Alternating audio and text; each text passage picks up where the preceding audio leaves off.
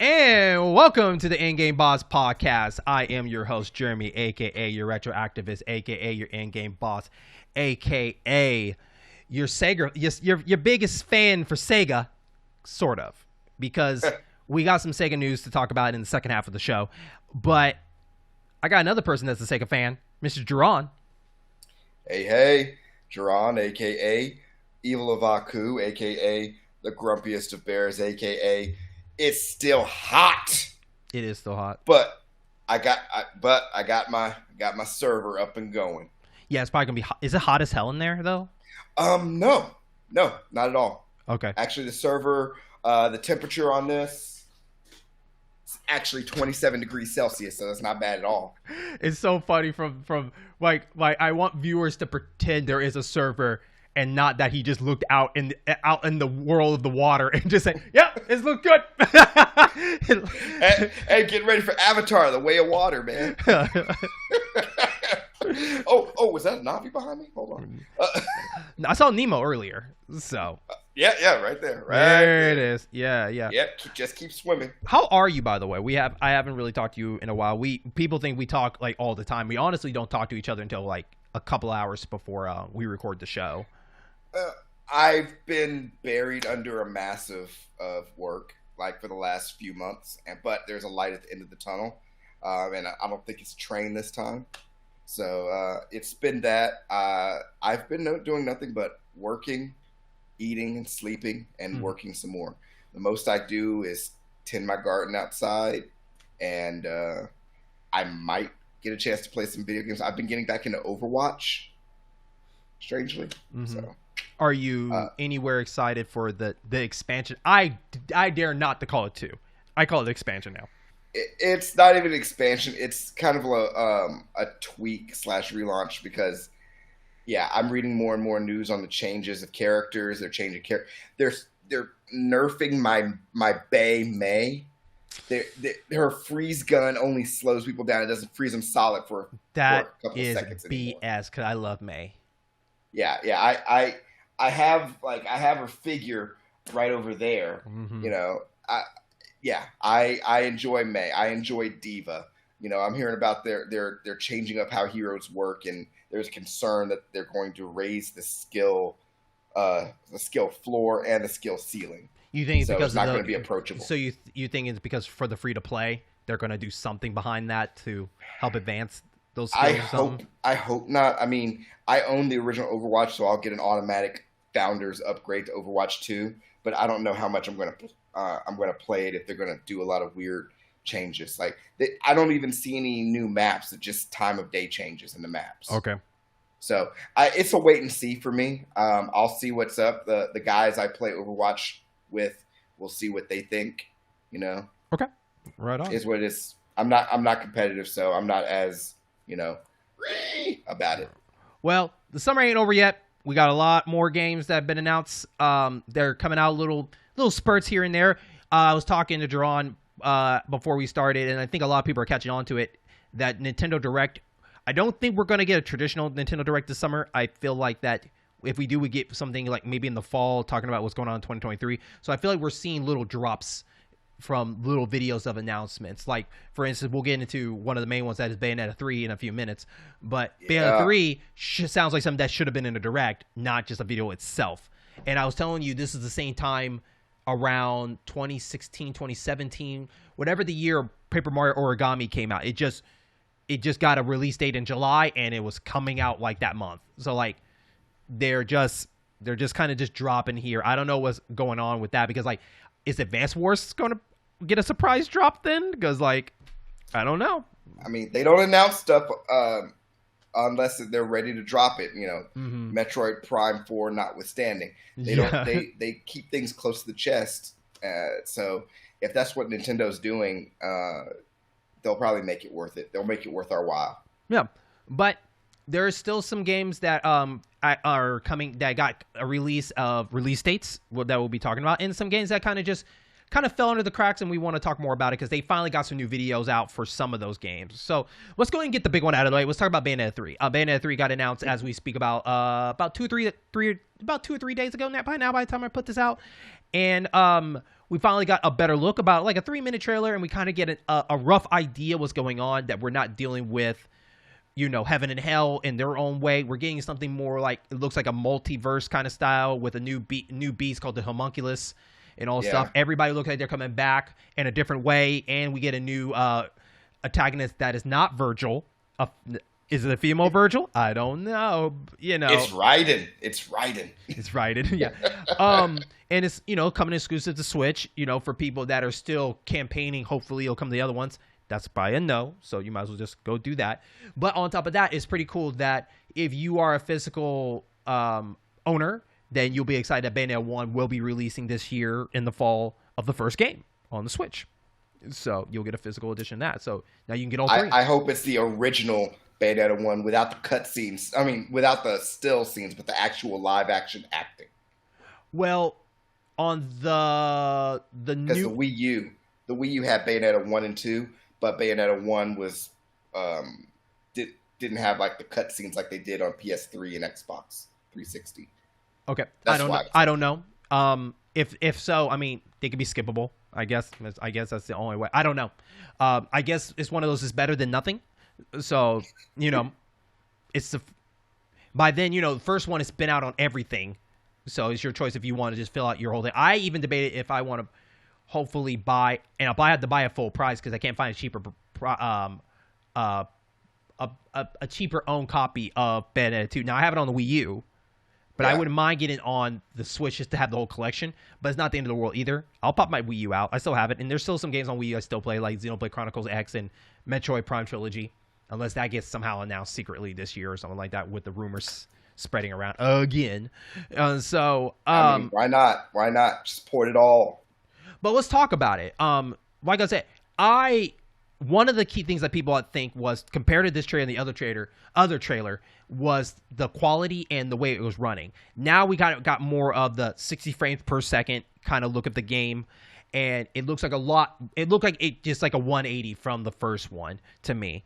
Especially I think the biggest concern was having so many things going on at the same time. Will that affect her gameplay? Because Bayonetta is a bit of a acrobatic, all over the place kind of fighter. So she's everywhere at once. She can shape shift, all this kind of stuff. Over the top. Yeah. So having everything running very well is probably very important for people that are watching it. But I loved it. I think it looks great. I think it was just I was waiting for just to see what are the surprises, especially with the kaiju battles that you see in that game. I know that the new voice actress there's a new voice actress for Bayonetta, and the theories coming out as if this woman is a different version of Bayonetta that is the Ceresa, whatever her name is, that is grown up due to the hairdo and everything like that. So they're wondering if this is a different version of it. I don't care. I think both of them are awesome. I think this is my favorite look, to tell you the truth. I think this is my favorite look of this version of Bayonetta than the other ones. And I love the fact that this game looks even more over the top than the second one. Because someone was mentioning, like, do people really care about the story of Bayonetta? No, because the action makes up more than what the hell the story's about. They're really good at the moment-to-moment gameplay. It's not Shakespeare. The story is not Shakespeare. Mm-hmm. It's not a super fantasy epic. It's action with some story sprinkled in. So, Jaron, what is your thoughts on the fact that you saw different Bayonettas in this trailer? You saw the Bayonetta that we know, and then you saw the one that was on the train riding with her as they're batting out, like, the homunculus and all that kind of stuff. Do you think there'll be more different versions of Bayonetta that we will see? I think yes. I mean, it drops October 28th. Mm-hmm. I think this is going to be the start of Nintendo going into the multiverse. For Bayonetta or just all Nintendo? Oh, no. We already talked before the show, all Nintendo, what it would take for that to besides Smash Brothers, right? Besides Smash Brothers. Yeah, besides Smash Brothers. But I think we're seeing different alternate versions of Bayonetta, and we're seeing maybe even because I saw 1, 2, 3, at least 3, if not 4, playable different characters. So either we're going through a different set of universes, like you were saying, or we got a Bayonetta family. I don't know. Okay. So what about you?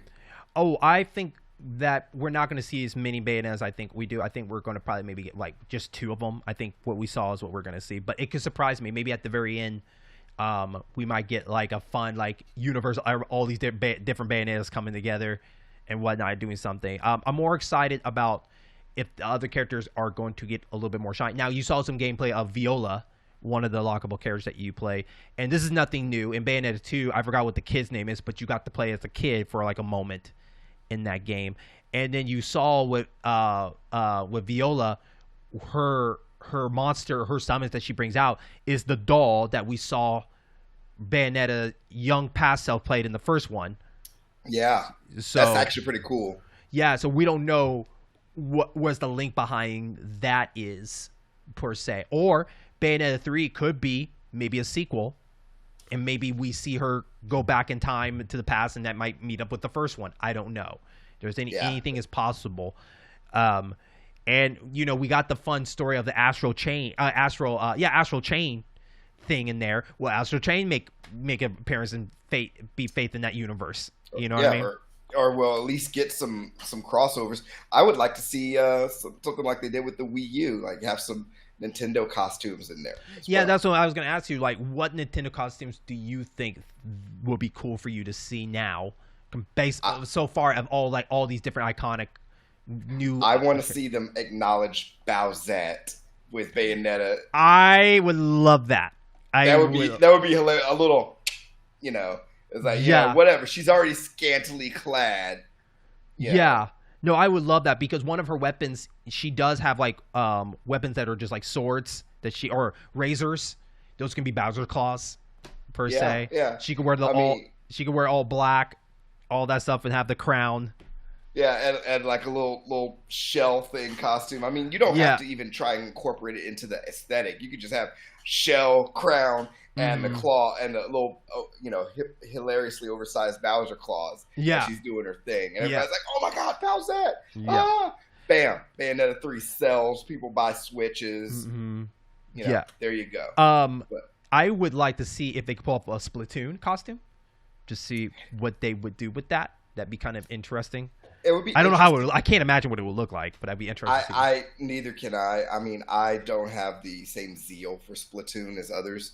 I mean, by that measure, you might as well just say pull off an ARMS costume too. I was going to say if they do it, they might do it for the noodle girl. She's the most popular looking one that can do something. Yeah, I can't remember her name, but yeah.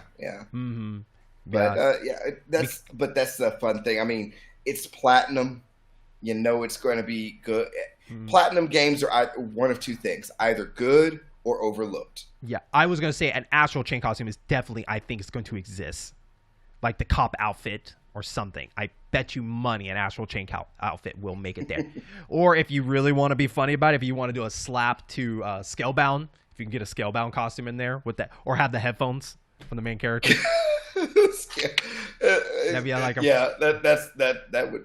I mean, if you cool. we really think about it, who can say that the Scalebound did not influence the Kaiju battles in Bayonetta 3, right? Who knows that didn't influence? Depends on how much of the Kaiju battle we get. Like from what I saw, it looked like a fairly epic one. I mean, is that going to be something we're going to see often, or is it just going to be a one-off?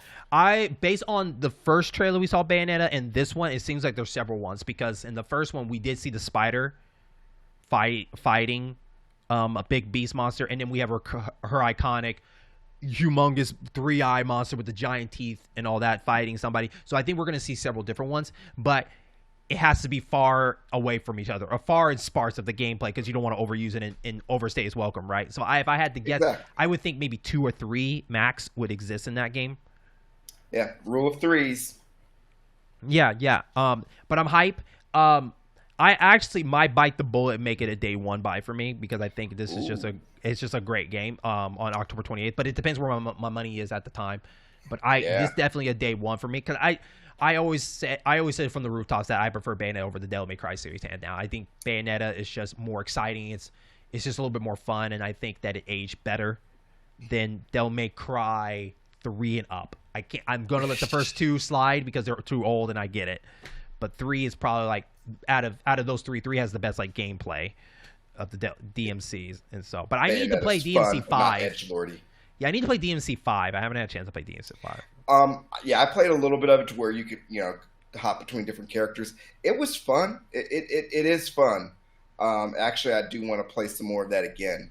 I don't know what platform I'm going to play because it's been on sale 30 different times, so I might try and play it on Xbox.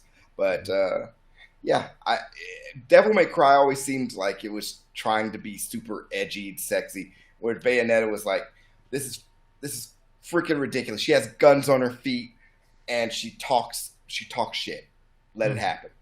Yep.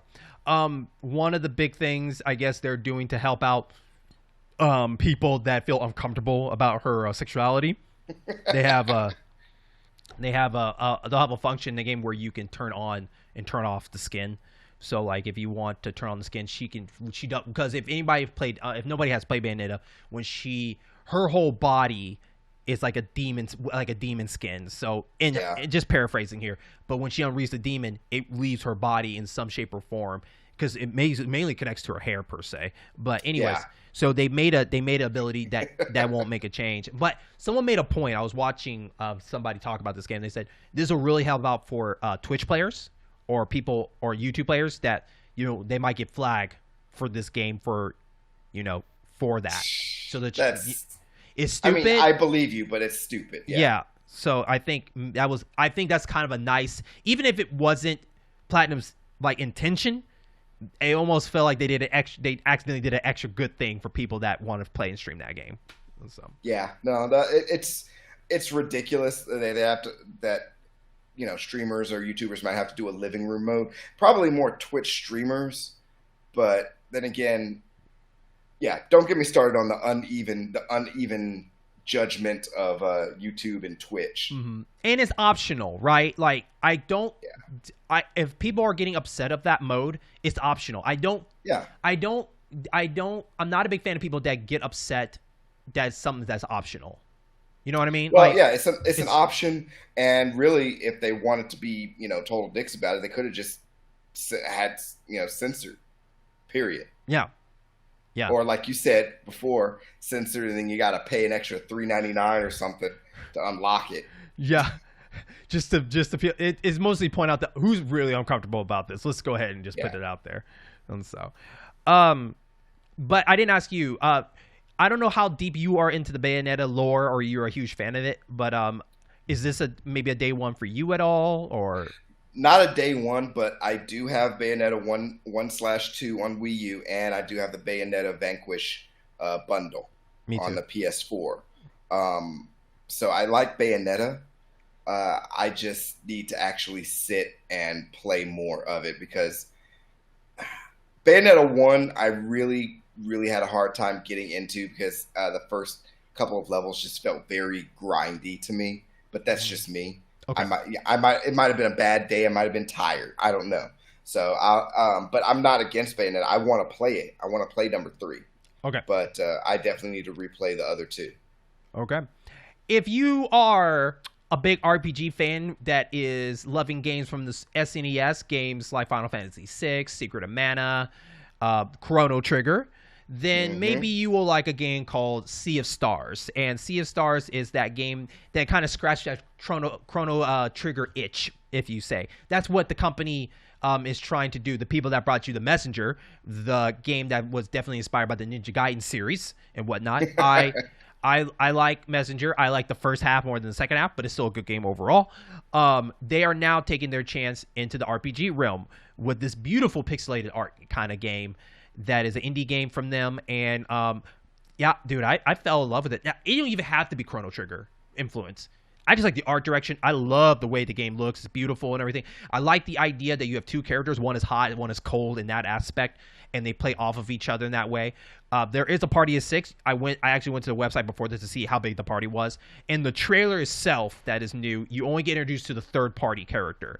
And nice. But there's a total of 6. And you see this boy that's kind of like, he looks like he's He looks like a merchant. He just kind of follows them. They're all kids, so it looks like it's almost like Goonies kind of style, where you have these kids. Oh, you're using that magic word. Yeah, you know what I mean? Like, it looks like there's a bunch of kids that just get locked into this giant adventure. And Jaron, I don't know if you had a chance to watch some gameplay of it, but it is like the chip off of the Chrono Trigger block, where you have the characters that are kind of spaced out. They all work together on either doubles or triple threat attacks and whatnot. Some of them are very unique. I love the extra work that they do to communicate with each other. So for instance, like in Chrono Trigger, like if you, and I could be 100% wrong how I looked at the video, but what Chrono Trigger does, or most RPGs do, like when you heal somebody, it just happens. I love the fact in the game there was this kid that tosses a bottle to one of the characters, and he uses it to heal himself. I like that little detail of it, because not a lot of RPGs go that far. They're more like, look, he's healed, yada yada. But I like the fact that like the kid is like, hey, I got you. Toss it to him, he takes it. It's the little things like that, and it makes your game stand out more that you went the extra mile to make that game more immersed. That attention to detail. Yeah. So I really like that a lot. What's your take on Sea of Stars? Well, I did see a trailer for it, but I took a quick peek at this new one, and one thing that stuck out to me, one of the first things that stuck out to me, well, two things. One, they're getting Yasunori Mitsuda, who did Chrono Cross, Chrono Trigger, Xenoblade Chronicles 2, and Xenoblade Chronicles 2 did music for that. So special guest composer. So I don't know if that's going to be for like certain boss music or battle music. But whatever, that's a great get. That's a great get. Second, they really do lean in a little bit into the inspired Chrono Trigger, because there's an enemy on there that looks like Lavos, Phase 1 Lavos. Mm-hmm. So I was like, oh, I see what you did there. So I think it looks like it's not a day one buy, but it's definitely something that I will eventually add to my collection and play, because I too am a man of culture and enjoy some Chrono Trigger and some Chrono Cross. Mm-hmm. Not to mention the fact that the Chrono Cross remaster was disappointing. So this will be a good way to wash that taste out of people's mouths. Do you think it looks fun? So I was going to say, based on it, do you think that they did a good job of capturing that old school golden era SNES lore or the love in that game? Do you feel it in that trailer, in the gameplay? The way the trailers cut, yes. The gameplay, yes. Obviously, the animation styles. The animation style actually reminds me of Cosmic Star Heroine. Okay. The colors, and the character design. It actually reminds me a lot of that game. Mm-hmm. But as far as like paying homage, yeah, I'm 100% on board with that. It's not a hard jump to see why you fall in love with the game from first sight. Okay. No release date other than 2023 is the initial time that they said this game is going to be released, and hopefully you're excited, because I'm excited. Probably not day one for me, but hopefully it might be a month after. I can probably give it a try. PS4 and PS5. Oh, and Switch. Yes, Mm-hmm. Switch. Yeah. The trailer just mentioned PlayStation. But yeah, yes, you know how it is. If you watch it on their particular trailer, yeah, they're not going to mention everybody else. You got to watch the overall. Yeah, you know how it is. Everybody have to have their own version. It's the same video. If you go to Nintendo, you can watch the exact same video, cut by cut, but it's just Switch at the end. So which platform would you be getting it on? I would get it on Switch. It looks like a great home for Switch and PC, because it's coming out PC. Sorry for Xbox. I would think it would be on everything. Yeah, I mean, sorry for Xbox, but not sorry because a lot of Xbox owners probably have a Switch anyway. True. Or later on, it might come on Game Pass or something for that. Sometimes when they're late, on it. Microsoft's got that money. When it's late for the Xbox, it's mostly go on Game Pass. So that's probably mostly how it happens. So, speaking of another RPG that's a little bit more further in the future coming to us, and a little bit more tactical, let's talk about Diofeild Chronicles.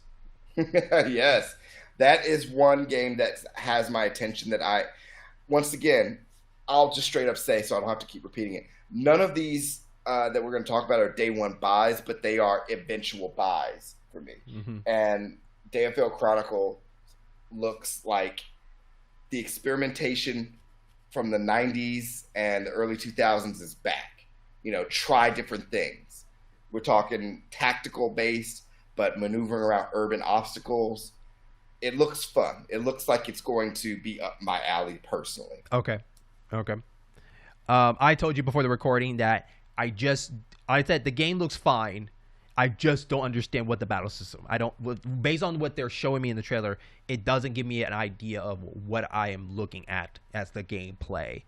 I think it looks very confusing in its own way. It reminds me of Legend of Right RPG time, where like there's a lot of stuff going on, but it's like you're not kind of telling me. So I would like to see a tutorial video of kind of more instruction of what we're looking for, because I would hate to just jump into that game. I might not like it because maybe I don't understand it.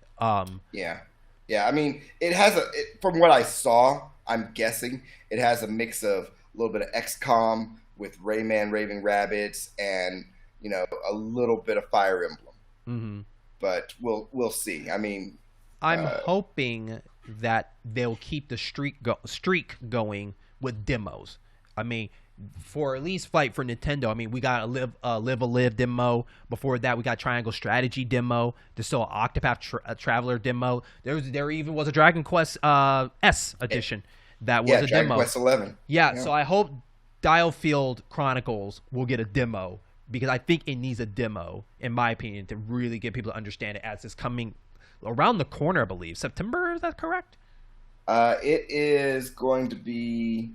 Oh, I had it right here. Oh, my goodness. Diofeild Chronicle is September 22nd. That is correct. Yes. So, and it'll come faster than you think, so they really need to really push it up there, because I'm excited for Harvestella that got announced, and that game kind of did a good job where I don't need to play a demo of that, but I would still play a demo of it, but I did a better job of showing what I'm looking for.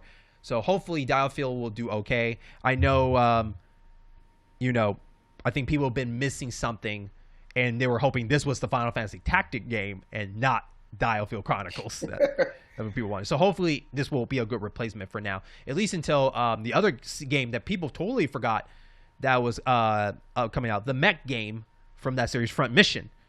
Front Mission got announced, but it just went dormant. We don't know when that game's coming out. They're working on it. To go back to your Final Fantasy Tactics, here's the thing.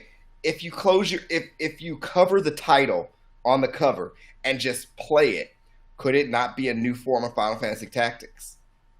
I mean, okay.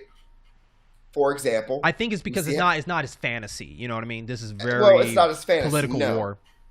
But it's true. I mean, it's not as fantasy. It has more political and a lot of modern. And no chocobos. No chocobos. That's true. And you don't build your party from collecting enemies. But here's the thing. Think about how they did Final Fantasy VII Remake.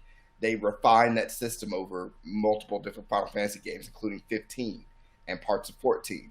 And then boom, 7 Remake. So Diofeild Chronicles, maybe in another year or two, boom, Final Fantasy Tactics. Okay. So that's speculation. Let me take off my speculation hat. We'll see if they. I'm excited because I know people want something different. I'm excited because I'm glad they're kind of just throwing a bunch of ideas at the wall and see what's going on. I feel like Square Enix selling off Tomb Raider and Deus Ex, we're seeing them using their time to let other people in the studio just come up with other stuff that's not Final Fantasy.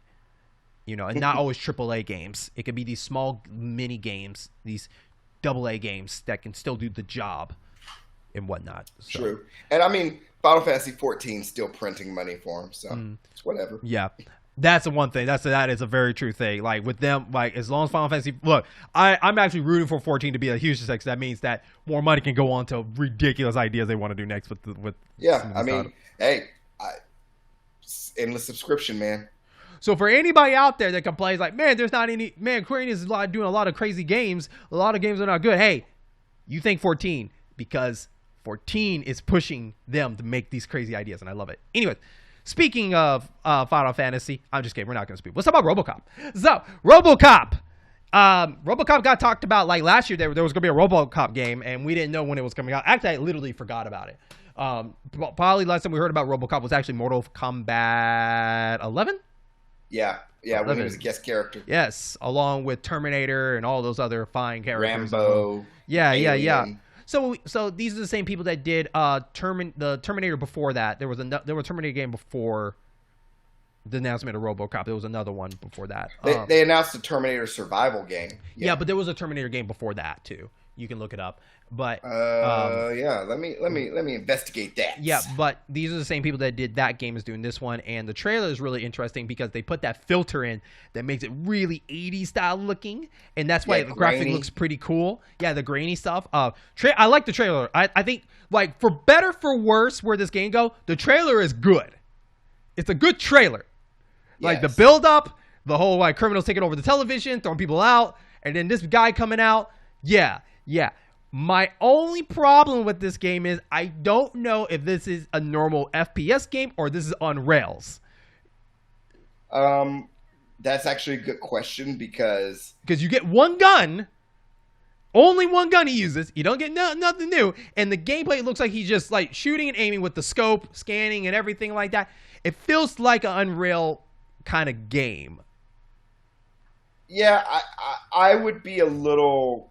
I don't want it to be on rail, shooter, but I think it's a little bit more of a little bit more not on rail, but it is a pretty linear first person shooter. So to keep it from being repetitive, their best bet is to make it as much like Paul Verhoeven's 1987 movie or 1988 movie as much as possible. I'm not over the top gore, violence, all of that.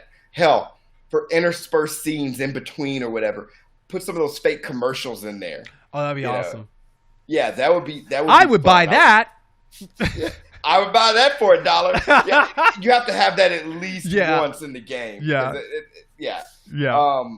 But I would definitely, because it hints at the satire, but I would definitely be down for that. So he has like the Auto 9 pistol, that thing that can blow limbs off and stuff. But also I hope like in the RoboCop you'll occasionally get like that super rifle to take on Ed 209. Yeah, I hope so too. And my buddy Nam from When Jeremy Met Nam movie podcast, he mentioned that this game's probably gonna run really slow because RoboCop doesn't run.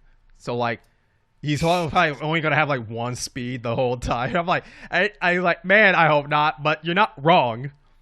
I mean, from the gameplay, there were some parts where he did like bursts of speed. Yeah, that's right. He hit somebody so hard. Well, it looked like he hit that guy so hard that he flew, but I didn't feel like he had a running start. I just felt like he just punched the shit out of him. And so yeah, but if you think about it, that's actually a way they could possibly fit more content in without it feeling like it's dragging. Okay. Because the set pieces, like first person shooters, you go in this long winding map maze. RoboCop's not doing all that. He busted through a wall, shoot. Have a nice day. Yeah. So yeah, I don't know. I'm intrigued of how they'll do the game. This is definitely not a day one buy for me because I don't think the game is worth $60 or $70. This game is worth like when it goes down to 30 if the game is good. But I'm definitely, because I know that game is going to be short. There's only so much you can do with RoboCop, and I doubt there's going to be any stat changing perks. Because I think the point of the game is just better weapons and just go. Prime directive. But I do like that they got Peter Weller come back and the likeness and voice RoboCop. Now was cool. Now I am down, if the game is not on rails, I am down of a car trace gun on rails. I'm down with that because we got to get a chase.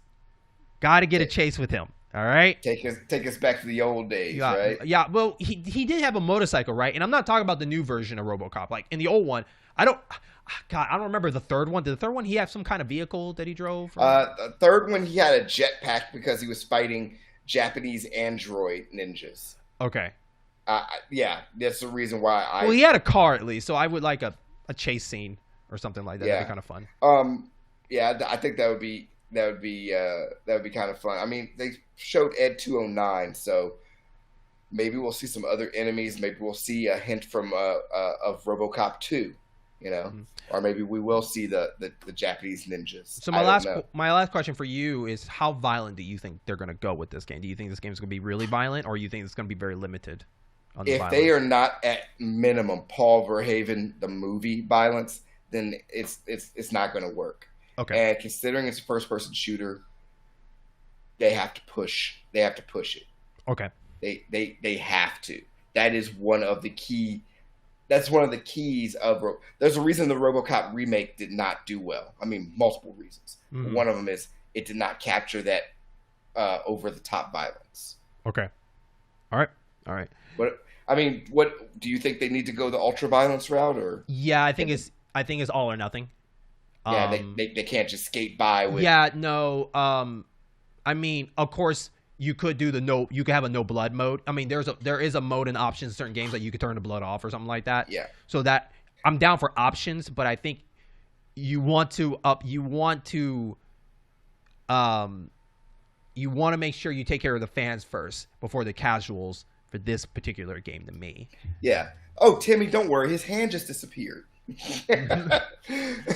Oh, don't worry, Timmy. He just shot him in the crotch. He's sleeping. And this is the best game where back acting is a great idea for this game. Like, I'm down for some terrible acting.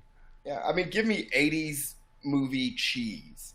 Mm-hmm. You know, 80s movie cheese. I'd be all about it. And earlier you said what they did a Terminator game before. It was Terminator Resistance. I thought that's what it is. Okay, yeah. So yeah, they done it.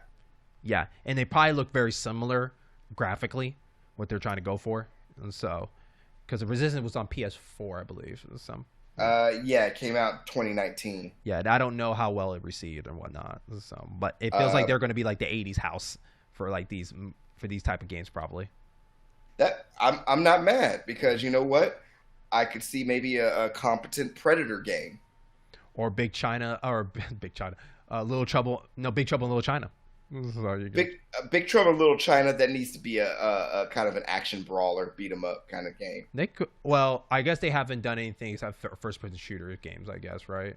So far. Yeah, they're mostly first person shooter games. Yeah, but you're right. You're right. Don't get me started on what 80s movies I would love to have made into video games competently. Right. Because they did it back in Nintendo and stuff. And I guess if I had to pick another one for them to do, which I think would be too big for the budget they're doing, but I think they have the capability to do a Blade Runner. Possibly.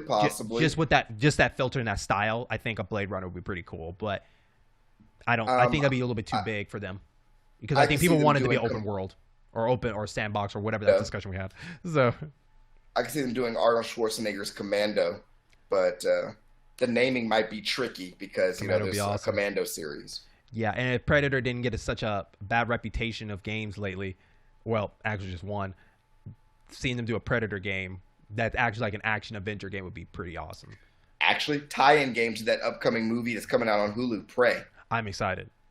Yeah, I'm excited. Yeah, I can see they could go back to basics, Prey, or do another era, or different levels in different eras. Or they could also take a crack at it. And it's tough because they've been trying to do Aliens, trying to make a good Aliens game for a long time, and they keep hitting. Maybe this studio can do an Aliens game. Maybe they have the capability. Oh god, that is such a dangerous property. I know, but if you're going to talk about over the top, just no looking back, if you make a single player over the top, I think they can crush that. But the problem is there's so many Alien games that just built that bad reputation that people probably wouldn't get into it because of the history of Alien games. So that's the bad part about it, because certain games, Isolation is the only good one recently. Yeah, so basically, don't let Sega be part of it. So, you're not lying. Or True Lies. I would die for a True Lies. I think a True Lies would be pretty cool. Yeah, the Super Nintendo True Lies game was fun. So if they did revisited that would be kind of. All right, let's move on. We that's an episode topic. We fantasizing. You had a couple on your list. I named one for the Diofeild Chronicles for you. What else do you have in your chamber over there? I also had.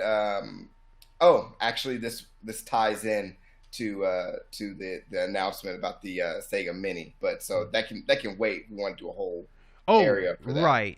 Right. Actually, that can wait. I will say. Oh man, it's on the tip of my tongue. Yes, Valkyrie Elysium. Yeah. Okay. let's talk about that. Yeah. September 29th. You had some reservations about it. Well, first of all, I would like to hear what your thoughts about it first before I go into my thoughts. Yeah. Okay. I did not play Valkyrie Profile. I did not play the previous Valkyrie games. Okay. But from what I saw, it looked interesting. It looked pretty. It looked kind of going back to our JRPG versus Western RPG. Mm-hmm. It looked like some very fun action with cutscenes sprinkled in. Okay. Very straightforward. Straightforward, but not in a bad way. You know, it's not always bad to be linear and to the point. It looks like it could be fun. It looks like it could take some of that fun, like that Nier Automata and everything has. But I've never played the Valkyrie system. Apparently, party members' actions are assigned to each of the face buttons, and you just go and mix up your combinations that way. Mm-hmm. So that could be fun. That sounds fun.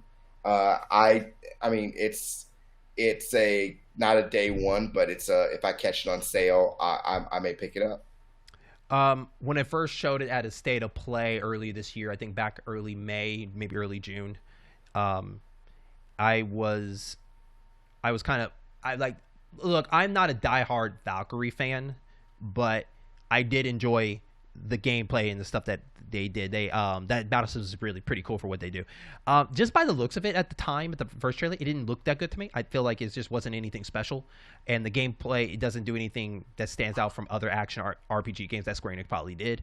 And this new trailer, at least we got a little bit more of a deeper look to it, but it still doesn't do anything for me. Some of the art direction from the cel shaded looks a little bit too muddy in between certain scenes or the motions that they do. Hopefully that might be better actually seeing the gameplay in front of me more than what a trailer is trying to show. And I just thought that maybe it would have been cool if they found a unique spin on what makes this game stand out. And I mentioned to you that it would have been cool, like Valkyrie profiles that, you know, even though characters are put in certain button features for you to do combos, it would have been cool if this game had it where if you have people join your party or you're recruiting more people, that they can help be a finisher of a combo that you do or something like that. Something that makes it unique. Say like maybe this boss his shield can only be broken by a heavy weapon. So maybe you link somebody, so you do a combo on this person, and the finisher is the big guy. Like, she could turn into that character for a second and do the big crush move and come back. I think we saw a little bit in this trailer, Elysium. I feel like she transformed a couple of times during the action gameplay. I could be wrong. Yeah. But that's something I would see. And then we had the discussion of, we could argue that Valkyrie Elysium could be what Shining Force is. If people don't know, Shining Force is a Sega franchise. And it is more of like a Fire Emblem style in their own way. But later on, that name Shiny has changed. So it became, Shining like Arc, Shining other things. And Shining Resonance. Yeah, so it became two separate series. So you have Shining Force and then you have Shining whatever they want to fill in the blank. I feel like this is the same thing here. You still have Valkyrie Profile, but maybe Elysium is a totally different thing, because the Valkyrie in this one, I don't think is the same as the other two, which they're totally two different characters, I believe. I believe the first one's called Lilith. I think the second one's called Samaria. This one could be totally different. And I don't know where the story is. They might not even be connected. Like, they might be in the same universe. They reference the same universe or timeline in the first trailer. Okay. So we don't know, but I think that's what they're going for. I think Elysium is going to be his own thing. Because we know that Square Enix has been leaning on more of the action-oriented style games, as we saw with 7 and 16 is going to be, and Forspoken coming out. Yeah. We're seeing the AAAs being more action, the smaller games being more turn-based and more slower. As we saw, like Bravely Default 2, I consider that a small project. Diofeild Chronicles, I definitely consider that a small project and whatnot. But then, you might throw a loop and you get, Harvestella.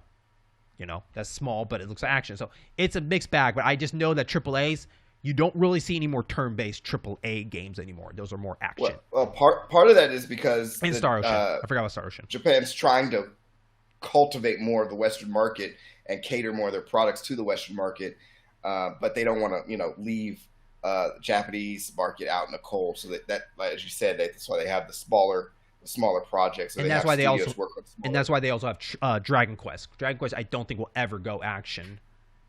No, well, the teaser for 12, I don't think we'll learn anything more about it this year, but the teaser for 12 indicates they're going for a darker, edgier. So I don't know. I mean, but they're realizing they're making more money getting the Western audience than the Eastern. Yeah. So they're pivoting. So I'm not totally negative on Valkyrie Elysium. I guess for